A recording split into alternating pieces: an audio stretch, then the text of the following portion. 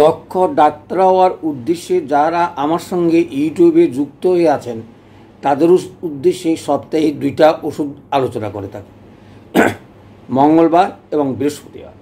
আজ বৃহস্পতিবার 68তম ওষুধ। আপনাদেরকে একটা সুন্দর ওষুধ উপহার দিতে যাচ্ছি, যার ব্যবহার নাই বললেই চলে। খুবই কম লোকে জানে, ব্যবহারও কম করে। কিন্তু এই ওষুধ দিয়ে আপনারা দক্ষ হওয়ার পিছনে যত রকম রোগ থাকুক না কেন অনায়াসেই চিকিৎসা করতে পারবেন। সেই সুবাদেই এই ওষুধটা আলোচনা, যদিও সেটা নশস্ত ওষুধ হিসাবে গণ্য হয়। আমরা যেহেতু নশট ওষুধ আলোচনা করি, এটা আজকে 68তম ওষুধ, নশট ওষুধ অ্যামব্রোসিয়া। অর্থাৎ এই ওষুধটা কি একটু বলেই তারপরে আমরা চলে যাব লক্ষণে, কারণ আমাদের লক্ষণ ছাড়া কোনো কিছু হয় না। চলে আসি। এটা তিমি রোগের মহল, সমুদ্রে ভাসে। এই ভাসমান বস্তুকে দেখতে অনেকটা মোমের মতন, কিন্তু প্রচণ্ড গন্ধ। সেখান থেকেই এই ওষুধটা তৈরি হয়। এবং এত সুন্দর ওষুধ, আমার মনে হয় যা নশস্ত ওষুধের ভিতরে আমাদেরকে এটা অনেক রোগের সাহায্য করবে, যেটা আগেও কতগুলো রোগের কথা বলছিলাম। এত সুন্দর সুন্দর ওষুধ নশস্তে আসে, অথবা জটিল রোগের চিকিৎসায় আমাদের আছে, এটা আমারও জানা ছিল না। হয়তো 2-1টা কথা জানতাম।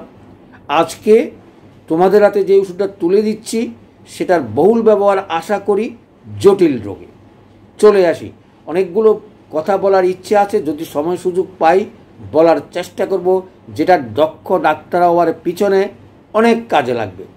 ভুলেই যাব, বলেই ফেলি। তোমরা ওষুধগুলো বাছাই করার সময় দেখবে যে সকল ওষুধ অনেক পলিক্রেস অনেক রোগে কাজ করে, সে সকল ওষুধকে বেছে নেওয়ার চেষ্টা করবে 50 শতাধিক পদ্ধতির মতে। অর্থাৎ যে ওষুধগুলো দেখবে অনেক রোগের কাজ করে এবং অনেকগুলো লক্ষণ আছে এবং একসাথে অনেক রোগ থাকে, যেগুলো চিকিৎসা করা অনেক সময় কষ্ট হয়ে পড়ে, এ সকল ওষুধকে প্রাধান্য দেওয়ার চেষ্টা করবে। আমি এখানে উদাহরণস্বরূপ একটা কথা বলে রাখি, যেটা হয়তো পরে বলতে পারতাম, ভুলে যাব, অনেক সময় বলা হয় না।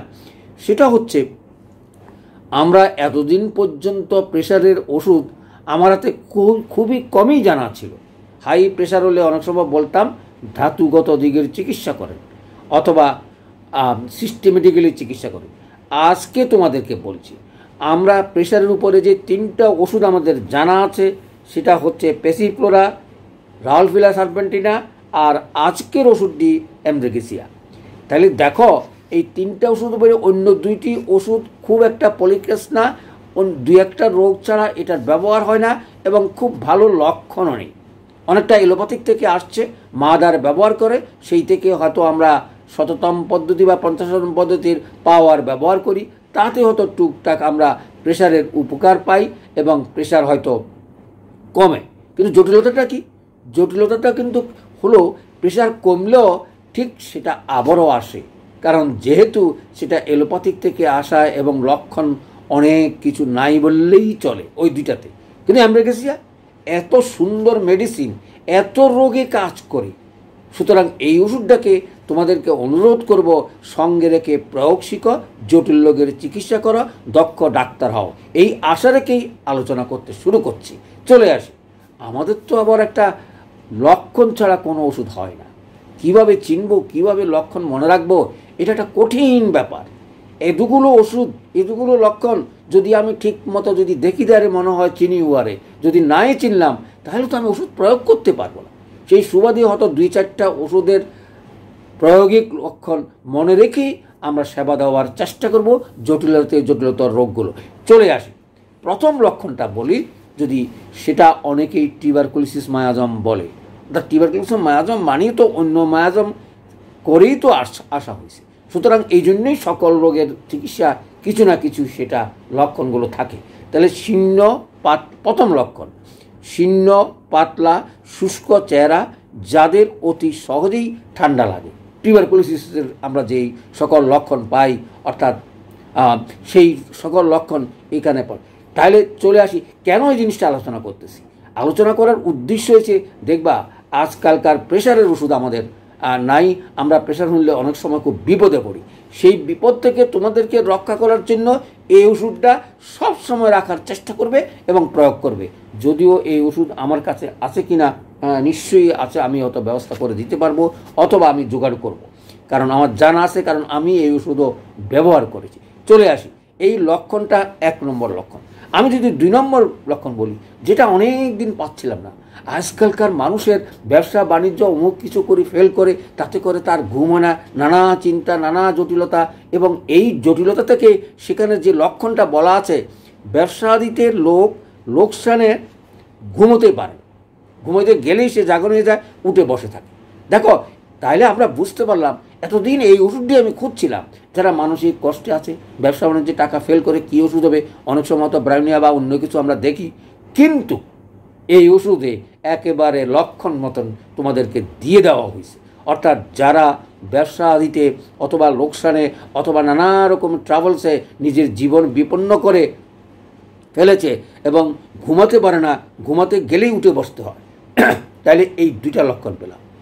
আর 3য় লক্ষণ, প্রথমে এটা আমার বলা উচিত ছিল, যত রকম স্নায়বিক রোগ আছে, অর্থাৎ নার্ভের উপরে, স্নায়ুর উপরে যতগুলো ওষুধ আলোচনা করা হয়েছে, রোগ আছে, এটাকে আমরা 1 নম্বর ফেলতে পারি। অর্থাৎ যদি আমরা বলি রোগ ভিত্তিকে, তাহলে আমরা পাগলের ওষুধ, স্নায়ুর ওষুধ, যে কোনো স্নায়ু রোগেই এটা কাজ করে। দেখো, স্নায়ু বলতে যদি বুঝে থাকো, নার্ভের উপরে যতগুলো ওষুধ আমরা আলোচনা করেছি, এটা হলো 1 নম্বর হিসাবে আমরা ধরে নিতে পারি স্নায়বিক লোকদের। তাহলে চলে আসি, তাহলে 3 নম্বরটা কি? 3 নম্বর অত্যন্ত স্নায়বিক লোক। 4 নম্বর রক্তস্রাবের একটি লক্ষণ, চরিত্রগত লক্ষণ। রক্তস্রাব ফসফরাসও আছে, এখানেও আছে, যে কোনো জায়গা থেকে অনেক সময় রক্ত যায়, এবং সেটা যদিও প্রবল আকারে না যায়, খুব ঘন যায়, যেমন নাকের রক্ত, দাঁতের রক্ত, চুয়ে যে রক্ত পড়ে, সেখানে আমরা এই ওষুধটা ব্যবহার করি।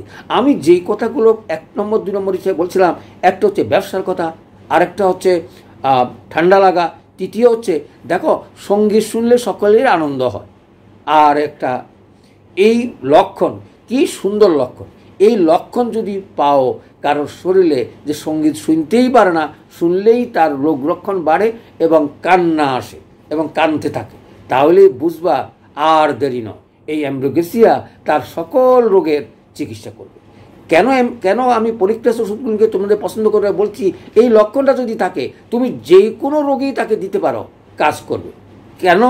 ওই যে আমি বলছিলাম, কলসিকাম, রান্নার গন্ধে যেন সে আর ঘুমাতে পারে না অথবা থাকতে পারে না, তার এত বেশি বিরক্তকর। ঠিক এখানেও তাই, সঙ্গীত শুনলেই যদি তার যদি কান্না আসে, তাহলে তো তুমি সোনার হরিণ পেয়ে গেছো। অর্থাৎ যারা হার্টে, ডিজিজে, লাংসে, অর্থাৎ শ্বাসকষ্টে, কাশিতে এবং হার্ট ডিজিজ, রক্ত উচ্চচাপ কিছুতেই কমে না, সারা জীবনভর ওষুধ খেতে হয়। কি সুন্দর ওষুধ! এই ওষুধটা রক্তচাপের 1 নম্বর ওষুধ হিসাবে তোমরা গ্রহণ করে মানুষকে প্রয়োগ করার চেষ্টা করবে। চলে আসে, অত্যন্ত বিষণ্ণতার দিনে, এত বিষণ্ণতা তার জীবনে, ঘরে বসে বসে কান্না করবে, অর্থাৎ তার কান্না আসে এবং মৃত্যুও সে কামনা করে। তারপরে যদি বলি, মেয়েদের 2 ঋতুর মাঝে যদি কোনো স্রাব হয়, তাহলে, আর রক্তস্রাবের কথা আমি রোগ যখন বলবো তখন কিছু রোগের কথা বলবো যেগুলি আমরা ব্যবহার করতে পারি। তাহলে 2 ঋতু যদি ট্রাভেলস থাকে মাঝে যদি হয়, তাহলে এই অ্যাম্ব্রোগেসাম ওষুধটা আমরা অনায়াসেই প্রয়োগ করতে পারি। তারপরে টক ঢেকুর এবং বুক জ্বালা, অর্থাৎ আমরা অনেক সময় হিক্কা বলে থাকি, অথবা চুকা ঢেক যদি উঠে, তার সঙ্গে যদি জ্বালা থাকে, এই যে বললাম ভ্যারাইটিস কাজ করে, তাহলে আমরা দিতে পারি। আর চোখ দিয়া জল পড়া, যেহেতু নার্ভের রোগ, আর নার্ভের রোগ হলেই তো মাথার যত রকমের রোগ থাকুক, মাথা ঘোরা, মাথা পড়ে যাওয়া, মাথা ব্যথা করা, এবং প্রেশারের কারণে যদি মাথার পিছনে ব্যথা করে, তাহলে তো আর কোনো কথাই নেই। চলে আসি, আর শেষ হলো অকাল বার্ধক্য, অর্থাৎ পরিশ্রমের কারণে বা অন্য কোনো রোগের কারণে তার বার্ধক্যটা তাড়াতাড়ি চলে আসছে, অর্থাৎ যুবককালও বার্ধক্যের মতো আচরণ, তাহলেই আমরা এই ওষুধটা দিতে পারি, স্নায়বিক কারণে যদি সেটা হয়ে থাকে। নার্ভের যত রকমের ট্রাভেলসে আমরা এই ওষুধটা প্রয়োগ করব। চলে আসি, তাহলে লক্ষণগুলো মনে রেখেই প্রয়োগ করার চেষ্টা করবে। তাহলে আবারও বলি কী কী লক্ষণ। প্রথম কথা, যেহেতু টিউবারকুলোসিস রোগ সেহেতু তার সহজেই ঠান্ডা লাগে এবং শীর্ণ পাতলা হালকা চেহারা এবং ঠান্ডা লাগে। দ্বিতীয়ত, ওই যে ব্যবসা লস টস করে আর ঘরে বসে আছে, কান্নাকাটি করে এবং ঘুমাইতেই পারে না, ঘুমাইতেই গেলেই উঠে বসে থাকতে হয় এবং তার ঘুমই আসে না। আর রক্তস্রাবের প্রবণতা, অর্থাৎ যে কোনো দাঁত থেকেই রক্তস্রাব যেটা আমরা ফসফরাসের সঙ্গে তুলনা করতে পারি। তারপরে বিষণ্ণতার দিনে ভরে এবং বসে বসে কান্না করা ছাড়া তার আর কোনো কিছু, নানা রকম চিন্তা এবং তার ভিতরে তার কান্না ছাড়া তার কোনো থাকে না। তারপরে আর যেগুলো মনে রাখার চেষ্টা করবে, চুল উঠে যায়, অনেক রোগের আছে যেগুলো আমরা অনায়াসে ব্যবহার করি। আমি খালি মূল লক্ষণগুলো মনে রাখার কথা কেন বলছি, খালি প্রয়োগ করার বলছি। ঠান্ডার প্রবণতা আর অর্থনৈতিক কারণে অর্থ হারিয়ে যাদের কষ্ট এবং যারা ঘুমাতে পারে না এবং যারা উচ্চ রক্তচাপযুক্ত লোকদের তোমরা অনায়াসেই এই ওষুধটা প্রয়োগ করে দীর্ঘদিন আমার মনে হয় প্রয়োগ করতে হবে না।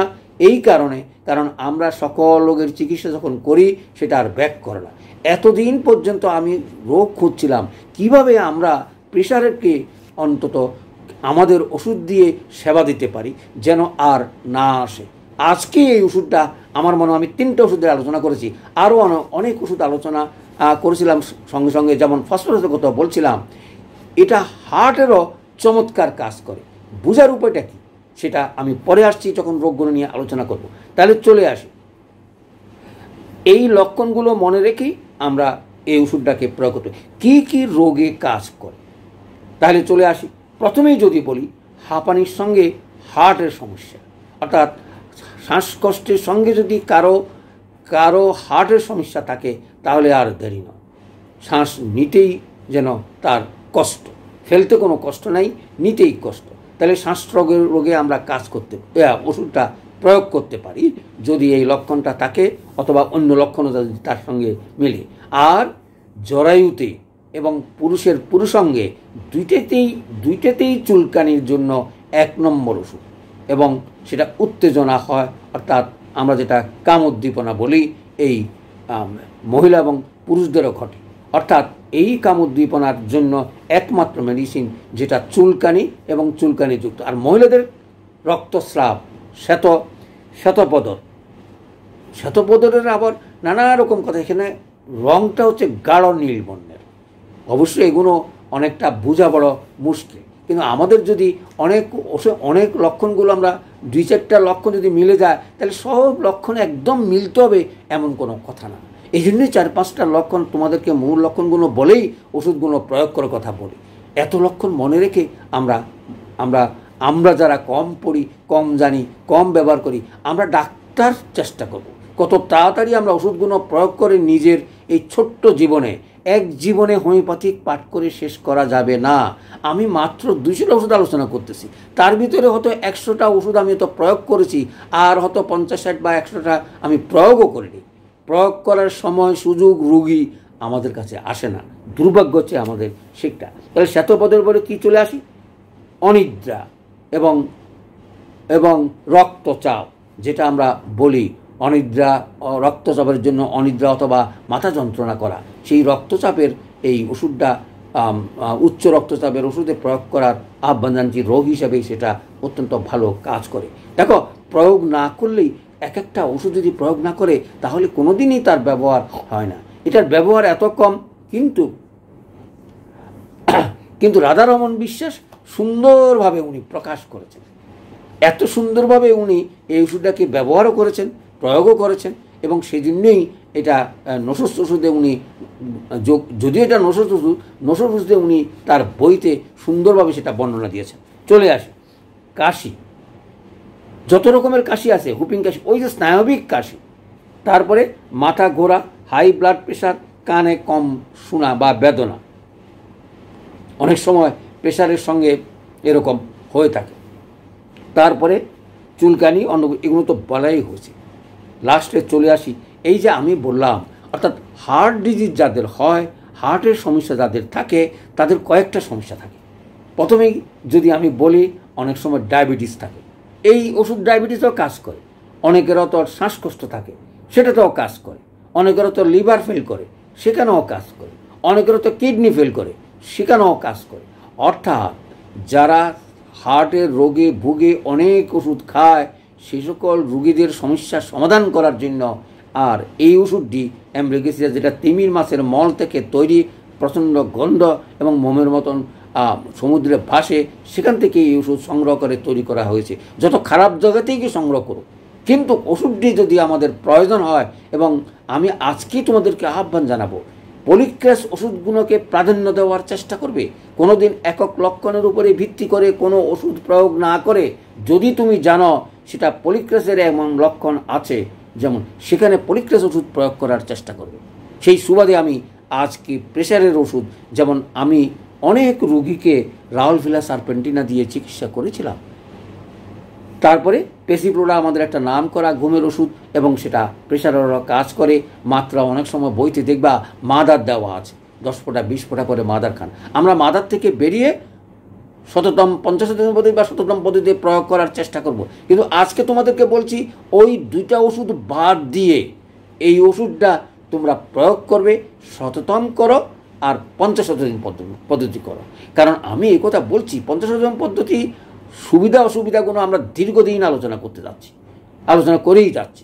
সুতরাং চলে আসি এই প্রয়োজনীয় ওষুধটি আমরা শক্তি মাত্রা কিভাবে, অর্থাৎ 100তম এবং 50তম নিয়ে প্রয়োগ করব। প্রয়োগটা একই রকম 50তম পদ্ধতিতে। হ্যাঁ, অভিজ্ঞতা হয়তো আমার আছে, সেখানে হয়তো আমরা, তোমার অভিজ্ঞতা দিয়ে তুমি কাজ করবে, আমার অভিজ্ঞতা দিয়ে হয়তো আমি কাজ করেছি, আমার অভিজ্ঞতা তোমার জন্য ফলবে এটা ঠিক নয়। তুমি একটু ওষুধ দিতেই থাকো M1 M2 থেকে, জাম্পিং দেবে না, এবং তোমার জাম্পিং দেবে না, এবং 1 2 3 4 বোতলেই তুমি বুঝতে পারবে ওষুধটা সঠিক হয়েছে কিনা। সঠিক হলে হাই টু হাই গো ডোজ, অর্থাৎ উচ্চক্রম তুমি শুরু করে দিতে পারো, দিনে 1 বার 2 বার অথবা 1 দিন পর পর এইটা প্রয়োগ করলে আমি আশা করব প্রেশারের রোগী তোমাদের কাছে আর ব্যর্থতা হবে না বলে আমার দৃঢ়তার সঙ্গে আমি বিশ্বাস করতে পারি। যদি ঘটে আমার সঙ্গে যোগাযোগ করবে, আমিও চেষ্টা করব তোমাদের সঙ্গে মিলেমিশে কিভাবে আগামী দিনের প্রজন্মের হাতে তোমরা নিত্য নতুন ওষুধ, নানা লক্ষণগুলো যেগুলো আমরা পাই নাই, সেগুলো তোমাদের হাতে রেখে নতুন নতুন ব্যাটেরিয়া মেডিকা তৈরি হবে এই আশা করছি। চলে আসি, তাহলে প্রয়োগটাও শেখা হলো। আর কি করব, আর আশা করি তোমরা এই ওষুধগুলো প্রয়োগ করে আগামী দিনে 50তম প্রয়োগ করে নানা রকম লক্ষণ লিখে আগামী প্রজন্মতে তুলে দেবে, এই আশা রেখে আমি আমার আলোচনা শেষ করছি। সবাইকে ধন্যবাদ।